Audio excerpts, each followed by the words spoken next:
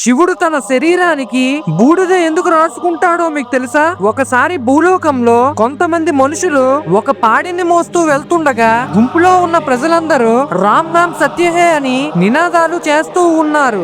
ఆ సమయంలో కైలాసంలో ఉన్న శివుడికి ఈ మాటలు వినగానే నా భక్తుడైన రాముడి పేరు ఎక్కడి నుంచి వస్తుందబ్బా అని తన దివ్య దృష్టితో చూసి అలా తన భక్తుడైన రాముడి పేరు వినగానే శివుడు ఉండలేకపోతాడు. వెంటనే ఒక సాధువు రూపంలోకి మారి రహస్యంగా శవయాత్ర గుంపులోకి కలిసిపోయి అందరితో పాటు రామ్ నామ్ సత్యహే అని ముందుకు వెళ్తాడు. కానీ శ్మశానంలో శవాన్ని చితిపై పెట్టగానే అప్పటిదాకా వినిపించే రామ్ రామ్ సత్యహే నినాదాలన్నీ ఒక్కసారిగా ఆగిపోయాయి. శివుడు ఒక్కసారిగా ఆశ్చర్యపోతాడు. తీసుకొచ్చేటప్పుడు ఎంతో గట్టిగా రామనామాన్ని జపించారు, ఇప్పుడు చిన్న అరుపు కూడా లేదని శివుడు చాలా బాధపడతాడు.